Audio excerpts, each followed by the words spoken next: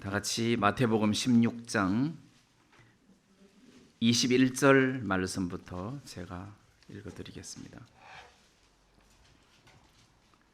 이때로부터 예수 그리스도께서 자기가 예루살렘에 올라가 장로들과 대제사장들과 선지자들에게 많은 고난을 받고 죽임을 당하고 제3일에 살아나야 할 것을 제자들에게 비로소 가르치시니 베드로가 예수를 붙들고 간하여 가로되 주여 그리 마옵소서 이 일이 결코 주에게 미치지 아니하리이다. 예수께서 돌이키시며 베드로에게 이르시되 사단아 내 뒤로 물러가라. 너는 나를 넘어지게 하는 자로다. 내가 하나님의 일을 생각지 아니하고 도리어 사람의 일을 생각하는도다 하시고 이에 예수께서 제자들에게 이르시되 아무든지 나를 따라오려거든 자기를 부인하고 자기 십자가를 지고 나를 쫓을 것이니라. 누구든지 제 목숨을 구원코자 하면 잃을 것이요 누구든지 나를 위하여 제 목숨을 잃으면 찾으리라. 사람이 만일 온 천하를 얻고도 제 목숨을 잃으면 무엇이 유익하리요? 사람이 무엇을 주고 제 목숨을 바꾸겠느냐? 인자가 아버지의 영광으로 그 천사들과 함께 오리니 그때에 각 사람의 행한 대로 갚으리라. 진실로 너희에게 이르노니 여기 섰는 사람 중에 죽기 전에 인자가 그 왕권을 가지고 오는 것을 볼 자들도 있느니라. 여기 28절 말씀까지 읽어드렸습니다. 지난주에 이 앞부분 베드로가 예수님을 주는 그리스도시요 살아계신 하나님의 아들이십니다. 이 고백하는 장면을 말씀드렸고 또 예수님께서 내가 이 반석 위에 내 교회를 세우리니 음부의 권세가 이기지 못하리라. 자, 이 부분에 대해서 제가 말씀을 드렸는데 음부의 권세가 이기지 못하리라 또는 음부의 문들이 이기지 못하리라. 그래서 이 음부의 권세가 예수님을 가둘 수가 없고 예수님을 이길 수가 없단 말이에요. 마찬가지로 우리도 마찬가지예요. 예수님께서 그 핏값으로 사신 교회인 우리도 음부의 권세가 이길 수가 없고 우리를 음부에다가 가둘 수가 없다는 거죠. 그러면 이렇게 음부에 가둘 수가 없는 이런 어떤 능력의 교회, 예수님의 몸된 교회를 말씀하시고 그 다음에 이제 21절에 이때로부터 예수 그리스도께서 자기가 고난당하고 그리고 죽임당하고 다시 살아날 것에 대해서 이어서 말씀을 지금 하고 계시는 거예요. 다시 말하면 앞부분에서는 내 교회를 세우겠다. 음부의 권세가 이기지 못하는 천국의 열쇠가 있는 내 교회를 세우겠다. 이렇게 말씀하시고 그 다음에 이제 오늘 읽었던 이 본문 말씀에서는 이 교회를 세우기 위해서 예수님이 하셔야 할 일이 있는 거예요. 그리고 교회가 해야 할, 제자들이 해야 할 일이 있는 거예요. 그래서 예수님이 하셔야 할 일을 나는 고난을 받고 죽임을 당하고 제3일에 살아나야 할 것이다. 예수님이 하셔야 돼요. 그 다음에 이제 교회가 해야 할 일은 자기를 부인하고 자기 십자가를 져야 될 것이니라. 이 이야기를 하시고 그리고 제일 나중에는 결과에 대해서 지금 예수님이 말씀을 하고 계십니다. 자, 그러면 여기에서 예수님께서 제자들에게 내가 많은 고난을 받고 그 다음에 죽임을 당하고 제3일에 살아나야 될 것이다. 이걸 이야기했을 때 베드로가 예수님을 붙들고 간하여 가로되 여기서 간하여 가로되 이렇게 되어 있는데 뭐 영어 성경에는 이렇게 꾸짖었다. 예수님을 꾸짖었다는 거지. 주님 그렇게 하지 마십시오. 절대 그렇게 하시면 안 됩니다. 그리고 지금 베드로는 그런 일이 예수님에게 일어나지 않게 될 것입니다. 지금 베드로가 예수님을 붙잡고 이렇게 이야기를 한단 말이에요. 그래서 예수를 붙들고 가나에 가로되 주여 그리 마옵소서, 이 일이 결코 주에게 미치지 아니하리이다. 여기서 이제 베드로가 왜 이 이야기를 하냐? 베드로가 이 이야기를 한 부분에 대해서 예수님은 한마디로 사탄아, 너는 내 뒤로 물러가라. 그러시고는 네가 하나님의 일을 생각지 아니하고 사람의 일을 생각한다. 이렇게 책망을 하십니다. 자, 사람의 일. 지금 베드로가 예수님께 대들면서 한 말이 사람의 일을 생각하더라. 또 하나는 사탄아, 이렇게 책망을 하시는 거예요. 자, 다시 말하면 음부의 권세도 이기지 못하는 예수님의 몸된 교회를 세우는 일을 위해서, 자, 내가 이 교회를 세우겠다. 그러기 위해서는 이 과정이 필요한데 내가 많은 고난을 받고 십자가에 못 박혀서 죽고 이렇게 살아나는 이 과정이 반드시 필요하다. 그런데 지금 베드로는 이 부분에 대해서 베드로는 지금 잘 모르고 있는 거예요. 다시 말하면 지금 베드로 마음에 또는 유대인들이나 제자들 마음 속에 메시아가 나타나면 모세처럼 모세가 애굽에 있는 바로 왕을 박살을 내버리잖아요. 그래서 막 온 강을 막 핏물로, 그리고 막 메뚜기 재앙, 그리고 막 애굽의 모든 장자들을 다 죽여버리는, 홍해 바다를 갈라가지고 이스라엘 백성들을 애굽에서 건져내는 막 이런 어떤 막강한 그런 어떤 모세, 메시아는 그렇단 말이에요. 왜냐하면 메시아가 만 왕의 왕으로 등극할 때 그동안 자기를 그리고 이스라엘 백성들을 괴롭혔던 모든 민족들을 박살내고 그리고 딱 정리를 하시고 그리고 왕으로 딱 등극할, 이것만 지금 생각하고 있는 거예요, 베드로가. 그리고 이 유대인들의 머릿속에 메시아, 구원자 그러면 모세, 엘리야 이런 사람들 생각한단 말입니다. 엘리야도 그 타락한 아합 왕과 그리고 바알 그리고 아세라 선지자들 앞에 모아놓고 제사장들 앞에 모아놓고 막 하늘에서 불이 내려오는 이런 일들을 일으키면서 그리고 그 제사장들을 싹 다 죽이고 이 나라를 이렇게 정화시키는 이런 어떤 능력을 기대를 했다는 거예요, 베드로가. 다른 제자들도. 아니 그런데 이런 어떤 능력 있는 메시아가 떡 5개로 막 5천 명을 먹일 수 있는 이런 어떤 능력을 가지신 예수님이 이제는 세례 요한을 목잘라 죽인 헤롯을 박살내버리고 자기들을 괴롭힌 로마를 박살내고 완전히 유대인의 왕으로 또는 만왕의 왕으로 딱 이렇게 서기를 기대하고 있는데, 이제 나는 좀 있으면은 대제사장들과 바리새인들한테 고난을 받을 것이다. 또 많은 고난을 받을 것이다. 그리고는 죽임을 당할 것이다. 그리고 제3일에 살아날 것이다. 이렇게 이야기하니까 살아난다는 것은 이해가 안 되니까 없애버리고 죽는다는 것만 딱 머리에 남는 거예요. 아니 우리는 메시아인 줄 알고 따랐는데 죽으면 그럼 우리는 뭐냐? 이런 일이 있어서는 안 된다 해서 오해를 한 거예요. 다시 말하면 메시아에 대한 구약 성경에 기록된 많은 이야기들 중에 만왕의 왕으로 등극하시는 것은 맞지만 이사야 53장도 메시아에 대한 그림자거든요. 이사야 53장은 그가 찔림은 우리의 허물을 인하며 그가 상함은 우리의 죄악을 인함이라. 그가 징계를 맞음으로 우리가 평화를 누리고 그가 채찍에 맞음으로 우리가 나음을 입었도다. 그러니까 이 메시아가 이 땅에 오셔서 이런 고난을 받게 될 것에 대한 구약 성경이 있는데 그거를 모르고 가려졌죠.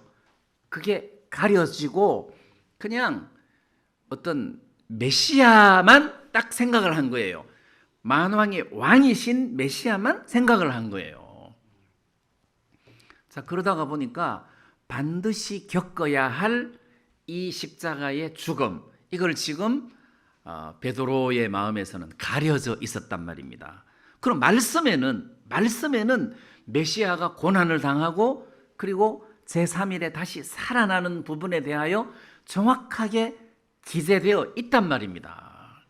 그러면 지금 베드로가 하나님의 일을 생각지 아니하고 사람의 일을 생각하게 된 이유가, 첫째는 하나님의 말씀을 정확하게 몰라서 그런 거다.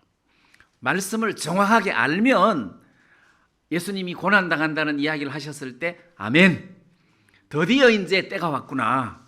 이게 겉으로는 고난이고 겉으로는 십자가의 죽음이지만 이것이야말로 마귀의 머리를 발로 밟아버리는 순간이다. 지는 것 같지만 이기는 것이다. 그리고 3일에는 예수님께서 부활을 할 것이다.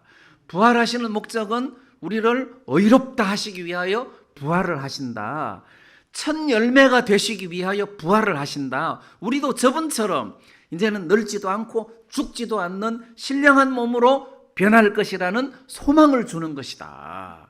예수님이 3일 후에 부활을 하실 텐데 우리도 죽음을 이기고 다시 살아난다. 그래서 이 십자가의 죽음은 주님 절대로 그런 일이 있어서는 안 됩니다, 이렇게 예수님 붙잡고 흔들면 이거 마귀라는 거죠. 이런 일이 없으면은 교회가 형성될 수가 없고 우리가 구원받을 수도 없단 말이에요. 그러니까 어떤 십자가 없이 영광만 추구하니까 마귀라는 겁니다. 마귀가 예수님께 나한테 절만 하면 천한만국과 영광을 너에게 주겠다 그랬어요. 그러니까 예수님은 십자가를 통과한 영광, 이게 진짜인데 십자가 없이 영광은 모래 위에다가 세운 집과 같아서 그건 금방 무너져 버린단 말이에요. 자, 그래서 굉장히 예수님에게는 중요한 것이고 필요하고 반드시 겪어야 할 일인데 베드로가 그 어떤 메시아의 고난을 이해를 못 해가지고 그런 일들이 이루어져서는 안 된다 하고 막 이렇게 붙잡았다는 거죠. 근데 우리는 여기서 음부의 권세도 이기지 못하는 교회를 예수님께서 세우시기 위하여 해야 할 일이 있었는데 예수님이 우리 보고 이렇게 하라는 것이 아니라 내가 세우겠다 이랬단 말이에요. 내가 세우겠다. 내가 이 반석 위에 내 교회를 세우리니, 이게 중요하다는 거예요. 누가? 내가예요. 예수님이 내가 이 반석 위에 내 교회를 세우겠다예요. 자, 그럼 오늘 아침에 우리가 아니라는 거죠. 우리가 아니다. 내가 여러분들을 음부의 권세도 이기지 못하게 하는 교회로 이 반석 위에 내가 세우겠다. 누가? 예수님이. 그러니까 우리를 얼마나 완벽하게 잘 세우시겠다는 거예요. 내가 너를 세우겠다. 그러면 내가 너를 세우겠다 했을 때 예수님이 하나님 아니십니까? 그 말씀으로 천지를 만드신 분 아닙니까? 말씀으로 천지를 만드신 분이 말씀으로 딱 반듯하게 세울 수 있는데 말씀으로 우리를 반듯하게 세우시는 것이 아니라 죽음으로, 고난으로 우리를 반듯하게 세우시더란 말이에요. 그러니까 이 예수님의 작업, 이 예수님의 삶은 우리를 위하여 결코 있을 수 없는 그런 희생의 길을 걸으셨다는 거죠. 왜? 우리를, 내가 이 반석 위에 너를 세우겠다. 이게 세우겠다는 것에 대해서 염두에 둬야 돼요. 내가 너를 세우겠다 이러면 내 연약한 모습하고 상관이 있습니까? 없습니까? 없어요. 내가 너를 세우겠다. 그러면 서는 거예요. 내가 너를 세우겠다. 내가 얼마나 연약한지, 내가 얼마나 변덕스러운지, 내가 얼마나 부족한지, 내가 얼마나 육신적인지 다 아시는데 왜? 나를 만들었으니까. 나도 모르는 내 약점을 알고 계시는 분인데 상관없이 내가 너를 세우겠다. 이렇게 말씀하신다는 거죠. 자, 여기서 좀 이제 방향을 바꾸어 가지고 예수님이 하셔야 할 일이 있는데 그리고 또 제자들이 해야 할 일이 있습니다. 오늘 읽었던 본문 말씀에 나를 따라오려거든 자기를 부인하고 자기 십자가를 질 것이니라. 자, 이 말씀을 하셨단 말이에요. 나를 따라오려거든 자기를 부인해라.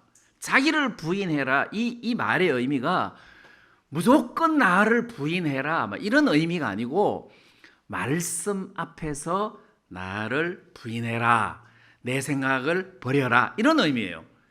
자, 여기서 오늘 읽었던 본문에서 표면적인 문제가 말씀에는 메시아가 고난을 당하고 십자가의 죽임을 당해야 되는 게 사실이고 말씀이에요. 그런데 베드로는 예수님이 안 죽었으면 좋겠는 거라. 그러면 그 말씀 앞에서 예수님은 반드시 이 길을 걸어가야 되는데 베드로는 그걸 모르고 이런 일을 안 겪었으면 좋겠다. 이렇게 베드로가 마음을 먹고 있으니까 이걸 부인해야 된다는 거죠. 내 생각이구나. 나는 예수님이 고난당하는 게 싫고 십자가에 죽는 게 싫다. 근데 말씀에는 이 길을 걸어가야 된다. 그러면 말씀 앞에서 자기 생각을 부인해야 된다는 거죠. 아, 이게 나쁜 게 아니고 좋은 거구나. 이걸 막 예수님 그런 일이 있어서는 안 됩니다 하고 해야 되는 게 아니라 오히려 주님 감사합니다. 우리를 위해서 반드시 이 길을 가야 되는 겁니다. 감사합니다. 이렇게 바뀌어야 된다는 거죠. 그럼 말씀 앞에서 자기를 부인하는 것이 진짜 부인하는 거다. 그 다음에 하나님의 일을 생각지 아니하고 사람의 일을 생각하는 도다. 이 말이 무슨 말이겠습니까? 하나님의 일을 생각지 아니하고 사람의 일을 생각하는 도다. 자, 요 이야기를 하시고 바로 이어서 예수님이 무슨 이야기를 하시느냐 하면 나를 위하여 제 목숨을 잃으면 찾으리라. 사람이 만일 온 천하를 얻고도 제 목숨을 잃으면 무엇이 유익하리? 이 이야기를 하셨단 말이에요. 온 천하가 나오고 그 다음에 목숨이 나오는 거예요. 그래서 26절에 사람이 온 천하를 얻고도 제 목숨을 잃으면 무엇이 유익하리요? 그러니까 목숨이라 그러니까 이제 우리가 생명 이렇게 생각하기가 쉬운데 영어 성경에 보면 혼으로 되어 있어요. 혼. 그래서 사람이 온 천하를 얻고도 혼을 잃으면 이게 혼의 구원 아니겠어요? 혼을 잃으면 무엇을 주고 제 혼을 바꾸겠느냐? 자, 여기서 혼 그러니까 좀 이상하게 들릴지 모르지만 요한 3서 2절에 사랑하는 자여 내 혼이 잘됨같이 영혼이 네 영혼이 잘됨같이 네가 범사에 잘되기를 원하노라. 거기에서 뭘 지금 축복하고 있느냐 하면 우리의 영혼이라는 우리의 혼이라는 거죠. 다시 말하면 우리의 신앙, 우리의 어떤 영적인 것이 중요하다는 거죠. 그러니까 천하만국이 있고 그 다음에 우리의 영혼이 있어. 그 천하만국을 얻었는데 영혼을 잃어버리면 빵점이라는 거예요. 그러니까 영혼이 중요하다는 거죠. 그렇다면 사람의 일을 생각한다는 것은 천하만국을 생각한다는 거죠.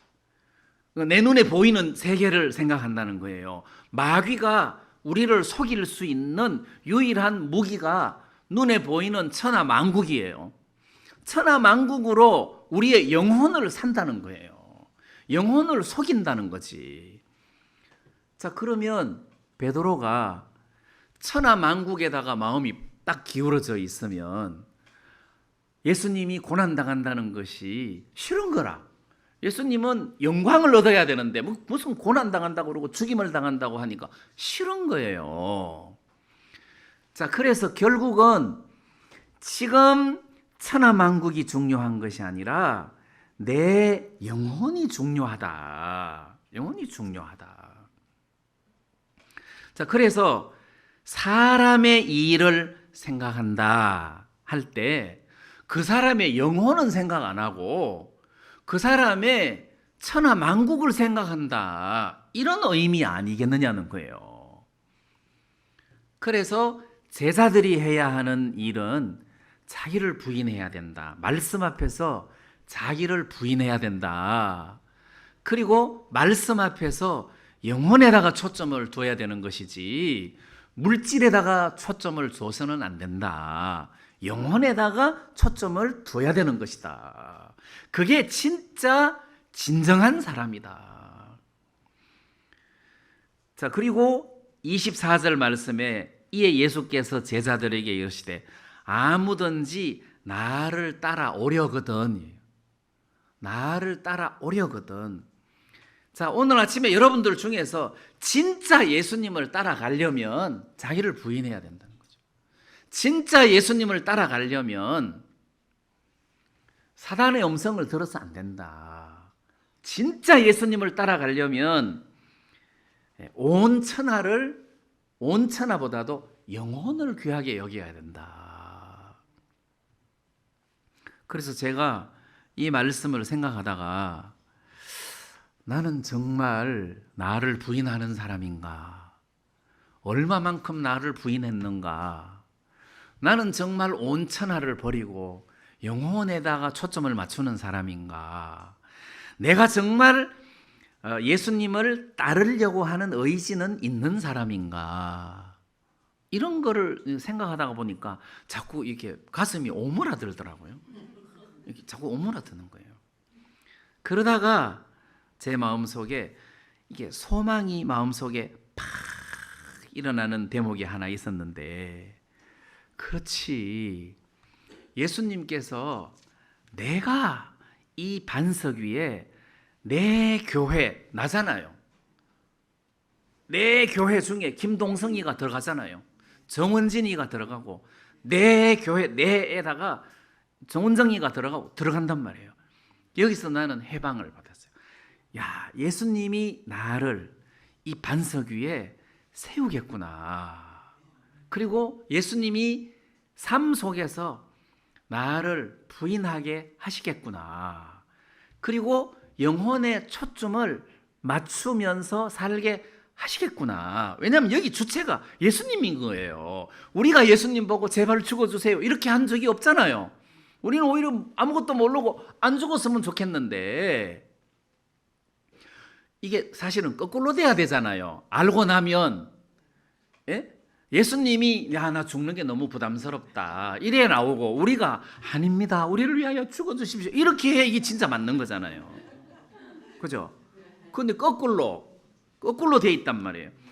그래서 주체가 예수님이구나. 그러고 보니까 지금 베드로가 예수님을 말하자면 부인하는 거잖아요. 예수님 정말 이런 일이 있어서는 안 됩니다. 안 됩니다. 그러니까 예수님이 사탄아 내 뒤로 물러가라 이렇게 했단 말이에요. 그러면 진짜 너희들이 나를 따르려거든 자기를 부인하고 자기 십자가를 치고 나를 따라오너라 했는데, 베드로가 아멘 하고 고쳤습니까? 안 고쳤어요. 예수님 잡히시던 날 밤에 겟세마네 동산에서 이제 군인들이 오니까 베드로가 칼을 빼갖고 휘둘러서 대제사장의 종 말고의 오른쪽 귀를 떨어뜨렸잖아요. 얼마나 칼을 잘 쓰는가. 빼갖고 탁 내리쳤는데 오른쪽 귀가 딱 잘렸단 말입니다. 그 예수님께서 베드로 잘한다 그러셨습니까? 아니잖아요. 칼을 거두어라. 예수님이 잡혀야 돼요. 고난을 당해야 돼요. 근데 베드로가 몰랐단 말입니다. 그리고 심지어는 베드로가 예수님을 3번 모른다, 나는 모른다 이렇게 부인을 했단 말이에요.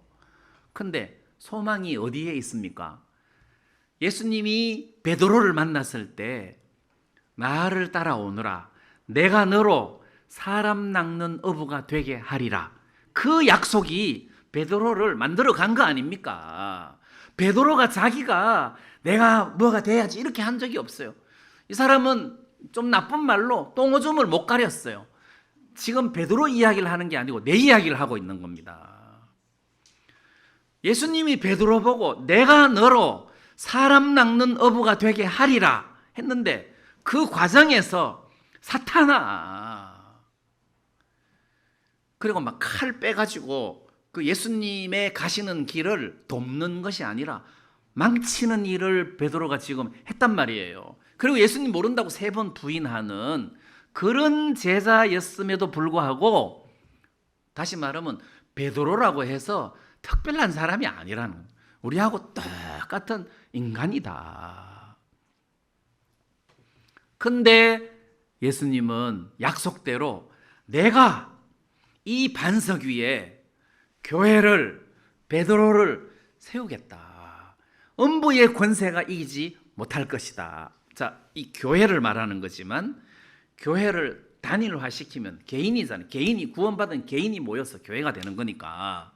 그러면 여러분들 한 사람 한 사람 한 사람을 예수님이 음부의 권세도 이기지 못하는 성도로 세우겠다는 뜻이잖아요. 누가? 예수님이. 우리가 연약하기 때문에 그분이 고난을 당한 거고, 우리가 절대 불가능한 인간이기 때문에 그가 십자가에서 죽으신 거 아닙니까? 그가 죽으심으로 우리를 세운 거 아닙니까? 그분이 입에서 나오는 말씀으로 이 은하계를, 이 우주를 만드신 분인데, 그분이 죽으심으로 우리를 이 반석 위에 우리를 견고하게 세우는 것을 왜 못하시겠느냐. 그래서 제 마음에 소망이 막 이렇게 생겼어요. 근데 여기서 제가 좀 추가로 말씀드릴 게 있는데, 지난 주간에 예수님께서 사람들이 나를 누구라고 하느냐, 그리고 제자들 보고 너희들은 내가 누구라고 하느냐 했을 때 베드로가 주는 그리스도시요 살아계신 하나님의 아들입니다. 자, 그렇게 고백을 했다 했잖아요. 그러니까 그 고백은 진짜 중요한 고백이다. 그래서 지난주에는 제가 좀 이렇게 메시지를 약간 빼먹은 게 있는데, 주는 그리스도시요 하고 고백을 할 때 모든 것이 끝난다고 그랬어요. 예? 그 말이 무슨 말이냐 하면은, 예를 들어 내가 재판을 하는데 변호사가 필요하다. 근데 좋은 변호사를 좀 만나야 되는데 했는데, 누가 변호사를 만났는데 이 사람이 우병우 씨야. 우영우 씨. 네, 감사합니다. 네, 우영우 씨다. 야, 그럼 우영우 씨가 변호사면 나는 끝났다 이제. 당신은 진짜 훌륭한 변호사입니다. 그러면 나는 걱정이 다 내려진단 말이에요. 그런 개념과 공식으로 주는 그리스도시요 그러면 내 모든 걱정이 다 사라지는 거예요. 원래 그래요. 다 사라지는 거예요. 그 다음에 오늘 제가 말씀드리려고 하는 대목은 이제 그 정도가 아니고, 이 주는 그리스도시요 살아계신 하나님의 아들입니다 할 때 이거를 좀 저는 말씀드리고 싶습니다. 고린도전서 4장 9절에 보면 이런 말씀이 있습니다. 내가 생각건대 하나님이 사도인 우리를 죽이기로 작정한 자같이 미말에 두셨으니 우리는 세계와 천사와 사람에게 구경거리가 되었도다. 자, 이 말씀에서 이런 대목이 있습니다. 사도인 우리를 죽이기로 작정한 자 같이 미말에 두셨으니. 그래서 이 미말에 두셨다는 말은 그 당시에 로마 군인들이 어디 이제 바깥에 나가서 전투해갖고 싸워가지고 승리를 해서 이깁니다. 그러면 장군들은 제일 앞에 서서 로마인들의 환영을 받으면서 이제 막 들어오는 거예요. 그 다음에 싸움에 참전했던 병사들이 어마어마한 탈취물들, 막 검은 보화 이 탈취물들을 그 병거에다가 싣고 그리고 이제 로마로 이제 성으로 들어오는 거예요. 군인들이 들어오고 그다음 탈취물들을 가지고 들어오고 그다음 제일 끝에 포로들을 쇠사슬로 엮어 가지고 묶어서 이제 제일 끝에 미말 끝에 들어오는 거예요. 이 포로들. 근데 이 포로들을 왜 끌고 들어오느냐 하면 죽이려고. 그래서 죽이기로 작정한 자 같이 이 미말에 두셔서 이 사람들은 끌고 와서 로마 시민들 앞에서 원형 경기장에 이놈들이 우리를 이렇게 거스리고 대적했던 놈들입니다. 죽여라. 이렇게 이제 원형 경기장에서 뭐 이런 방법 저런 방법으로 이제 죽이는 거예요. 이 사람은 죽이기로 작정된 사람이에요. 근데 죽이기로 작정된 사람 중에 고백하는 사람이 있어요. 그러니까 이제 항복이죠. 항복. 저는 당신의 종입니다. 제 목숨은 당신 손에 달렸습니다. 당신이 살려주면 살고 당신이 죽이면 나는 죽을 따름입니다. 해서 항복하는 사람이 있는 거예요. 그 위치에 있는 사람의 고백이 지금 베드로의 고백이어야 된다는 거죠. 베드로의 고백이라는 거예요. 주는 그리스도시요 살아계신 하나님의 아들이십니다. 이 고백 속에는 주님, 나는 지금까지 하나님을 대적하고 원수된 삶을 살았습니다. 저는 죽을 수밖에 없는 죄인입니다. 근데 당신이 나를 구원해 주시니 나는 내 모든 생명이 당신의 것입니다. 이게 고백이라는 거예요. 그러니까 구원받은 성도들에게는 이 고백이 있어야 된다는 거예요. 이 고백의 터 위에 교회가 세워지는 거고 여러분들이 세워지는 거잖아요. 그러니까 우리는 그냥 가만히 앉아갖고 복 받을 생각을 해야 되는 것이 아니라 복은 이미 다 받았어요. 우리가 해야 될 일은 이미 우리는 이 예수님 안으로 들어왔어요. 에베소서에 보면 우리가 이미 포로된 사람이란 말입니다. 포로된 사람. 자, 우리가 포로된 사람이면 포로된 사람다운 고백이 필요하다. 나는 그 신앙 고백이 우리를 믿음 안에서 이렇게 축복을 받게 해준다. 그래서 저는 에베소서 4장 9절에 올라가셨다 하였은즉 땅 아래 곳으로 내리셨던 것이 아니면 무엇이냐, 이 말을 하시기 위하여 8절에는 그가 위로 올라가실 때에 사로잡힌 자를 사로잡고 사람들에게 선물을 주셨다 이랬단 말이에요. 우리를 사로잡았다는 거지. 어떻게? 포로로. 우리를 포로로 사로잡았다는 거예요. 그럼 우리는 예수님께 신앙 고백을 했어요. 근데 이런 우리들에게 예수님이 선물을 줬다는 거예요. 그래서 교회 안에서 은사를 주고 직분을 주어서 주를 섬기게 하고 복음을 섬기게 하셨다는 겁니다. 그래서 우리에게 가장 중요한 것은 이 고백이에요. 주님, 당신은 나의 생명이십니다. 당신 때문에 내가 살았습니다. 내 모든 소유는 당신의 것입니다.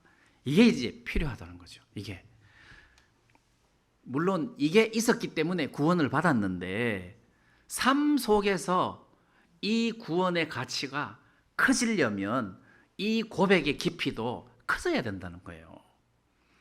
예를 들어서 내가 어린아이한테 5만 원짜리를 줬는데 처음에는 사탕 하나로 바꿨어요.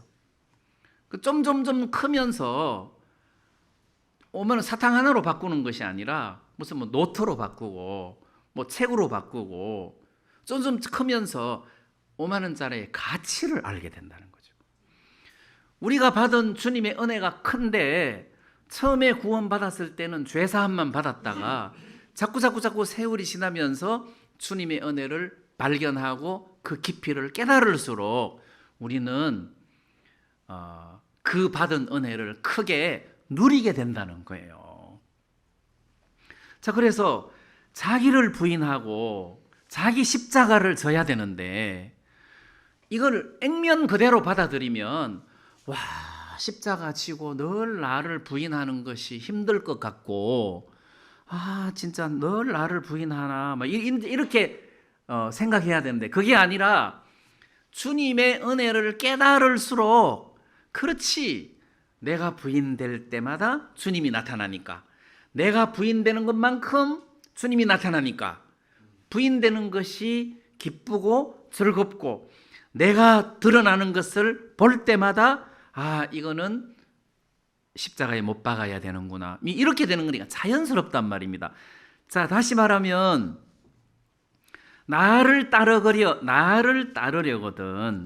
자기를 부인해라. 근데 우리 보고 부인해라 근데 내가 지금까지 믿음 안에서 살아보니까 주님이 우리를 부인하도록 만들어 가시더라고요. 계속해서 나를 믿지 않는 방향으로 나를 베드로를 만들어 가듯이 만들어 가시더라. 그래서 처음에는 뭣도 모르고 사탄아, 왜 나를 사탄이라고 하지? 나는 예수님을 위해서 이렇게 했는데 왜 날 보고 사탄이라고 하지? 이렇게 생각할 수도 있었는데 나중에 알고 보니까 내가 말씀에서 좀 빗나갔구나, 내가 말씀에서 좀 잘못됐구나, 이런 것을 이제 발견하게 됐단 말이에요. 자, 그래서 우리가 신앙생활을 하면서 주님을 따라가는 동안에 사단에게 이렇게 속을 때가 있어요. 사단이 온 천하를 굉장히 크게 보여주고 영혼은 아예 가려놓고, 이게 사단이 우리를 속이는 거잖아요. 그리고 우리가 예수님을 따르는 이 삶을 진짜 내가 신앙생활 하는 게 피곤하다, 이렇게 생각하기가 쉽다는 거죠. 신앙생활 하는 게 참 피곤하다, 힘들다, 이렇게 생각할 수도 있단 말이에요. 예를 들어서 연애에 미친 남자가 오늘 또 만나야 되나, 이렇게 하지 않는다는 거죠. 연애에 미친 사람은 밤이 새는 줄을 모르잖아요. 맞죠? 밤이 새는 줄을 모른단 말이에요. 그러니까 제대로 신앙 고백이 되는 사람은 힘들지가 않다는 거지. 감사하고 행복하고 재미있고 그게 정상 아니겠느냐는 거예요. 자, 그래서 우리의 초점을 어디에다가 둬야 되냐? 우리의 영혼에다가 둬야 된다. 영혼에다가 둬야 된다. 또는 온 천하와 이게 육에다가 두어서는 안 된다. 이 육은 아무리 보약을 먹어도 100살까지밖에 못 산다. 더 관리하면 101살 산다. 여기다가 소망을 두지 마라. 육은 그냥 사는 것만큼 사는 거예요. 육은 질그릇이라 그랬어요. 그리고 보배를 담았는데 이 보배는 진짜 예수 그리스도잖아요. 우리 영혼이 누리는 축복이란 말입니다. 육은 질그릇이에요. 요즘 말하면 이제 질그릇인데 우리가 말하는 항아리에는 보통 소금 담고 간장, 된장 담고 이러는데 보배를 항아리에 담는 사람이 어디 있습니까? 보석 함에다가 담지. 그죠? 보석 함에다가 담잖아요. 그래 보석함도 요즘은 너무 고급스러워가지고 핸드폰 값보다도 핸드폰 케이스 값이 더 비싼 시설이잖아요. 근데 이 몸은 질그릇이다. 이거는 깨져야 되고 곧 깨질 거다. 그리고 여기다가 소망을 두어서는 안 된다. 택배를 시켰는데 물건이 왔어요. 포장지가 찢어지고 깨졌는데 안에 물건이 멀쩡해. 그럼 괜찮은 거예요.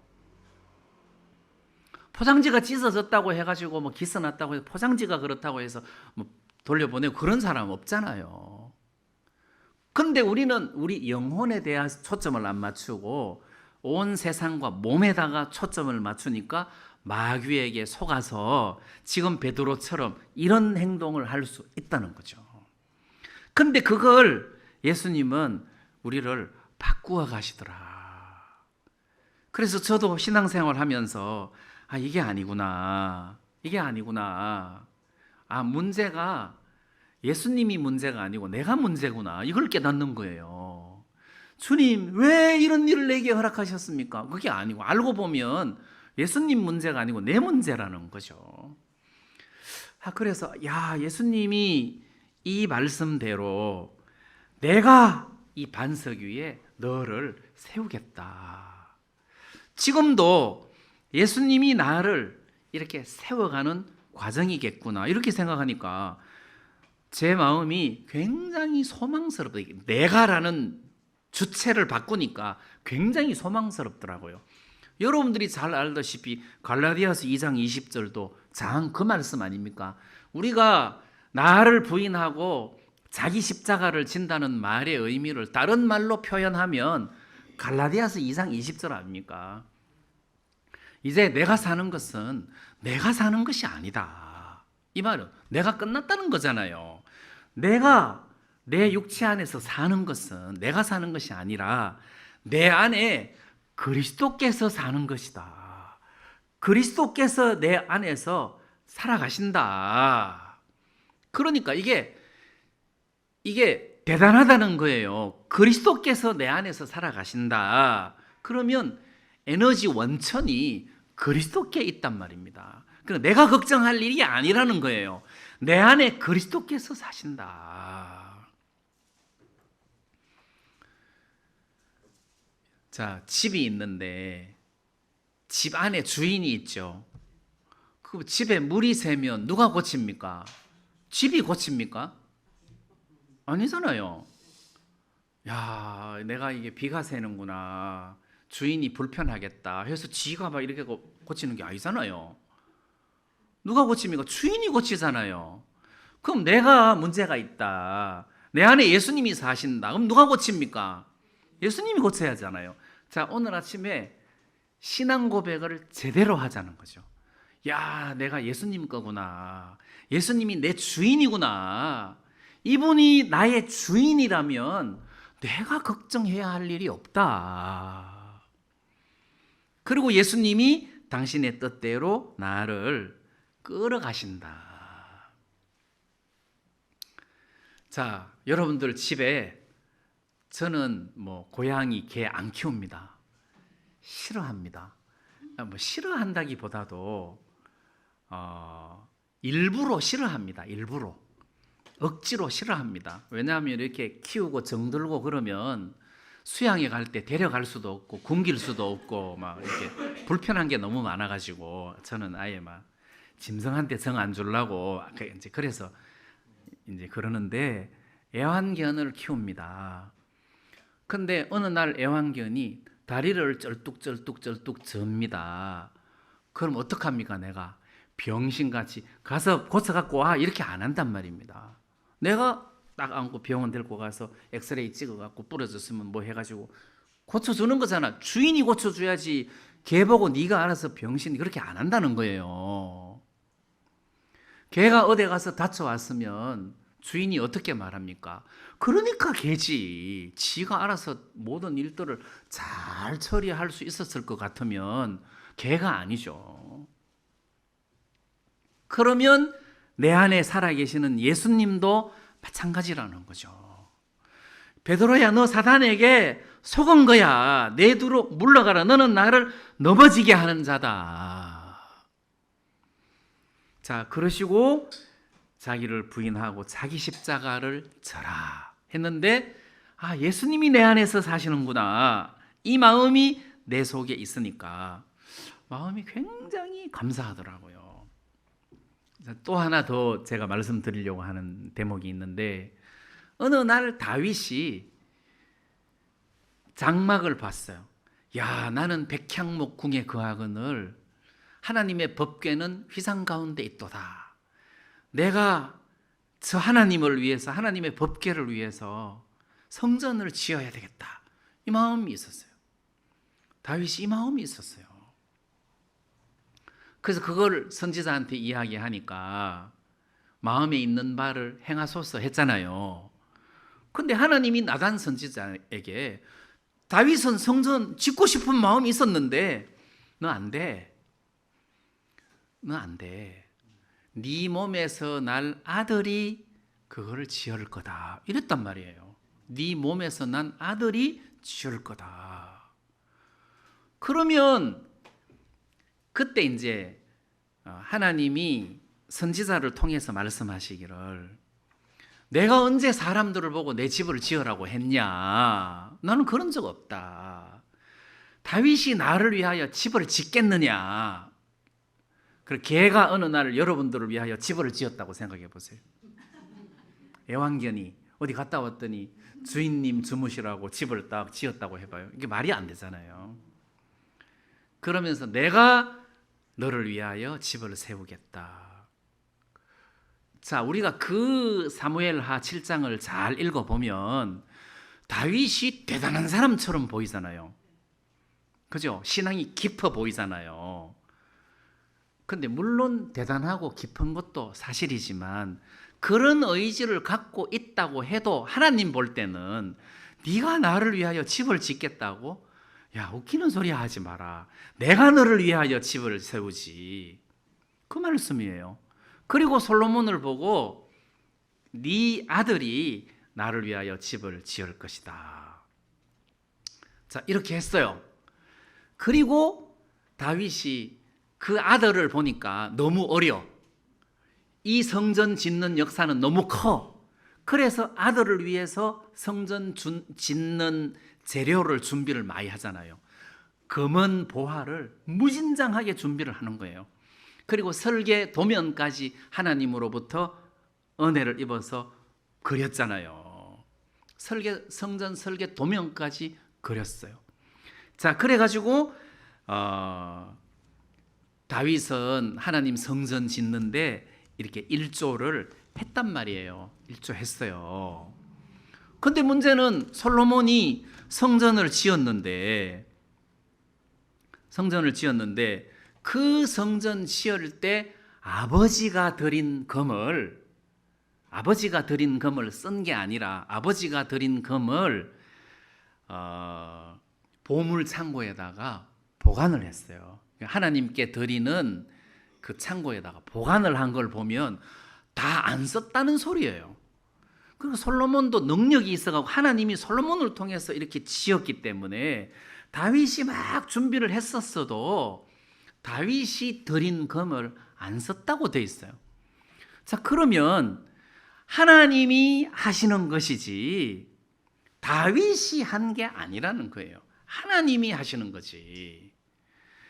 자, 다시 말하면 이 성전을 세워나가는 것은 사람이 아니고 예수님이시다. 내가 이 반석 위에 성전을 세워나가겠다. 내가 세워나가겠다. 자, 그래서 저는 이 예수님이 찔리심으로 이 허물을 벗었구나. 여기서 용서를 받았구나. 예수님이 상하셨기 때문에 우리가 이 죄악을 벗어버렸구나. 좋잖아요. 내가 벗으려고 애를 쓴 게 아니라 예수님이 한 번씩 우리를 위하여 행하실 때마다 우리는 나음을 입고 평화를 누리는 은혜를 받더라는 거죠. 예수님에게 초점을 둬야 된다는 거죠. 예수님에게. 근데 마귀는 자꾸 나에게다가 초점을 두게 한다는 것이, 내가 얼마나 못났느냐 여기다가, 또 내가 얼마나 잘났느냐 이렇게, 내가 얼마나 요즘 기도를 잘하느냐 이렇게, 내가 얼마나 안 하느냐 이렇게, 나를 봐서는 안 되는 거예요. 우리는 나를 능히 세우시는 예수님을 봐야 된다. 여기 주체가 예수님이다. 예수님이다. 자, 그래서 이 예수님을 볼 때 마음에서 소망이 막 넘치는 거예요. 자, 오늘 또 마귀는 천하만국을 더 갖고 오고, 예수님은 그냥 예수님은 우리 앞에 나타나시면 우리는 예수님 관심보다 천하만국이 더 좋잖아요. 국화 축제 하니까 눈이 환해지더라고. 국화 축제 하면 눈이 환해지더라고. 예? 하여튼 이게 보는 것이, 마귀는 이게 보는 것으로 유혹을 많이 해요. 보는 것으로. 그러니까 막 단풍 그러면 우리는 막 가고 싶잖아요. 막 가고 싶잖아. 그리고 뭐 이렇게 우리 눈에 막 이렇게 환하면 뭐 사야 되잖아요. 근데 예수님을 보는 거는 우리가 설악산 단풍 보듯이 예수님을 이렇게 보는 게 아니잖아. 말씀에서 봐야 되는 거지. 요즘 예수님은 어디 계시는지 안 보여. 말씀 속에서 예수님을 본 적이 오래됐어.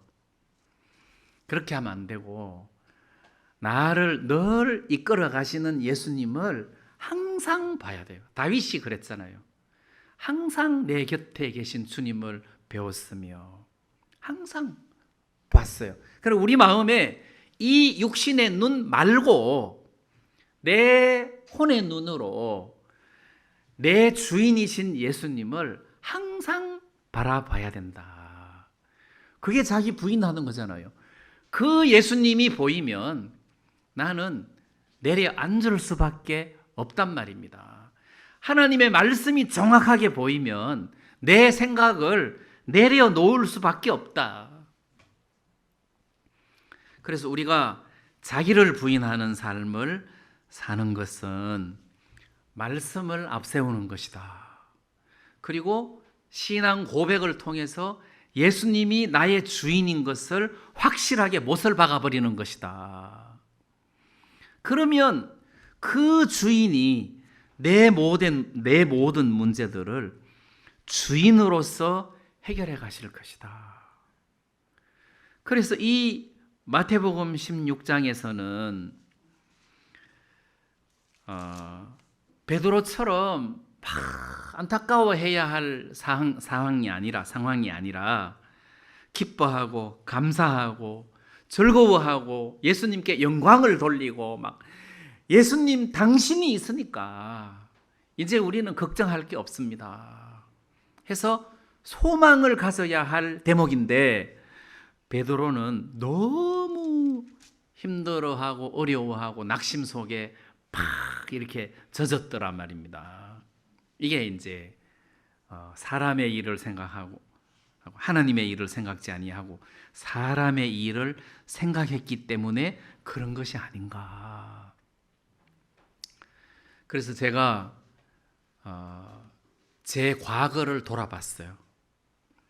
내가 구원을 받을 때 하나님이 나를 구원하시려고 죄에 이렇게 빠뜨렸구나. 하나님이 이렇게 해서 나를 구원하셨구나. 하나님이 이렇게, 나는 구원만 받았지 그때 전도할 줄도 모르고 성경도 모르고 잘 몰랐어요. 그런데도 불구하고 학교 가서 막 이렇게 복음 전한다고 막 하고 친구들한테 복음 전한다고 이렇게 하는 동안에 친구들하고도 헤어지게 되고 학교 친구도 그렇고 옛날 교회하고도 멀어지게 되고, 그러면서 내가 성경을 배워야 되겠구나. 그러다가 이제 선교학교 한다 하니까 복음도 전하고 성경도 배우고 해서 선교학교를 들어갔는데, 하나님이 나를 이렇게 인도하셨구나. 교회가 커지고 조직이 커지고 사람을 섬기고 세우고 하다가 보니까 이게 아닌데, 옛날에는 이렇게 안 했는데, 이게 아닌데, 아, 하나님이 나를 여기서 나오게 하셨구나. 내가 나왔다. 그렇게 생각 안 해요.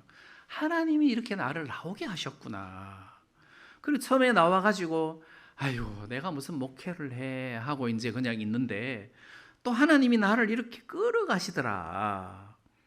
그러듯이 이렇게 나를 부인하게 하시고 주를 바라보게 하시고 이렇게 하시더라고요. 이 말씀처럼 나에게는 이런 주님이 계시는데 여러분들도 마찬가지라는 거죠. 여러분들을 구원하신 주님이 어느 날 이렇게 생각 없이 떨렁 구원하신 것이 아니다. 예수님께서 여러분들을 이 반석 위에 내가 이 사람을 세워야 되겠다고 했을 때는 계획이 있었다. 목적이 있었다. 그리고 헌신과 투자가 있었다. 생각이 있었다. 하나님이, 주님이 여러분들을 보면 왜 생각이 없겠느냐는 거예요. 있다. 그래서 여기에서 가장 중요한 것은 너는 나를 누구라고 하느냐. 이거예요. 맨날 예수님이 아, 주님, 요즘 내가 너무 힘듭니다. 너는 나를 누구라 하느냐? 주는 그리스도시요 살아계신 하나님의 아들이십니다. 그러면 그 걱정을 네가 할 필요가 없지 않느냐? 그래서 주님은 맨날 나보고, 사람들이 나보고 누구라고 하느냐? 너는 나보고 누구라고 하느냐? 주는 그리스도십니다. 아닌 것 같은데, 내가 요즘 너 하는 거 보면 네가 주인인 것 같은데, 아, 이게 내 생각이구나. 아, 내가 이걸 바꿔야 되겠구나. 예수님이 나의 주인이시구나. 이 선이 분명하면 우리가 싸울 일이 없다는 거죠. 그래서 자기를 부인하는 것은 부인하기 전에 먼저 예수님이 주인인 것과 내가 그의 종된 소유인 것을 확실하게 선을 짓는 신앙의 터 위에서 자기를 부인하고 자기 십자가를 질 수 있는 이런 믿음이 형성되는 것이다. 오늘 아침에도 우리가 이런 고백을 마음으로 하시면서 예수님을 주인으로 여러분들 마음에 이렇게 탁 세우시는 그런 복된 시간이 됐으면 좋겠습니다. 우리 오늘 말씀 여기까지만 드리겠습니다. 우리 다 같이 찬송 한 장 부르겠습니다.